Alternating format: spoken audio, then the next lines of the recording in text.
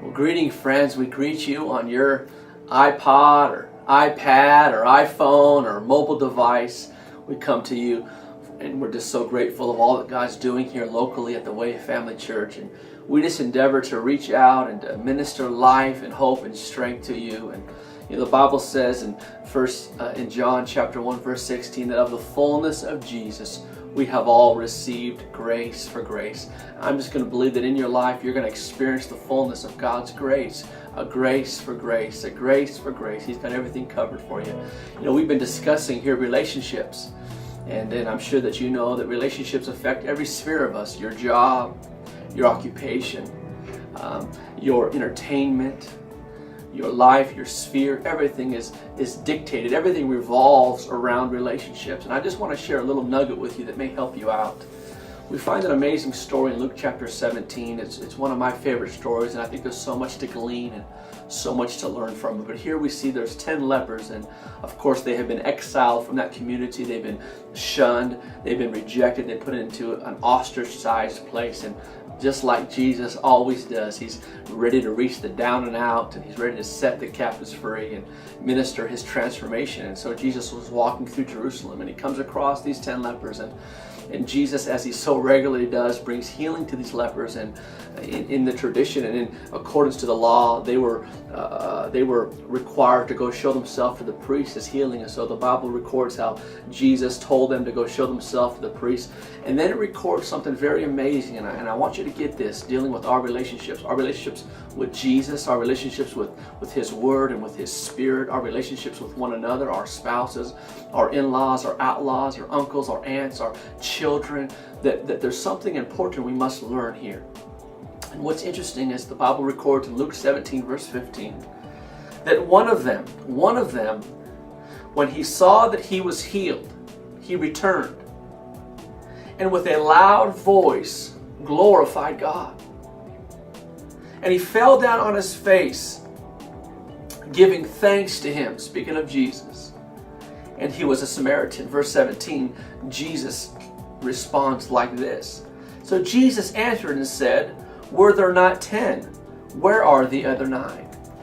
I firmly believe that whatever you cherish, whatever you value, you'll protect. And so oftentimes through the fast pace of life and through the discord that's around us, the enemy in life has the ability to minimize what's really important, to minimize the main thing. And therefore we lose our value and we lose our cherishing. And when we lose what we value and when we lose what we cherish, we no longer will protect it. And so you see here that Jesus healed 10 lepers, but only one of them stopped and returned to give him thanks. I think it's important in our relationships that whatever you cherish, you will protect. And one of the best ways to protect your relationship with Jesus, one of the best ways to protect your relationship with His Word and the local church, and one of the best ways to protect the things that God has given you is to express appreciation, to express gratitude. When you begin to express thankfulness and gratitude and appreciation, you will always be mindful of what you have and you will live to protect it. We're called to protect our communion with God, and we're called to protect our family. We're called to protect that which God has given us. And one of the greatest ways and one of the most secretive ways and one of the most simplistic ways is to express appreciation, honor, and gratitude. I think we can find something here is that gratitude and appreciation can never be silent or invisible. It must be expressed. See, because one of the biggest hindrances to our relationships is entitlement and familiarity. Sometimes we can become so familiar, it comes to our own hurt, and we feel entitled.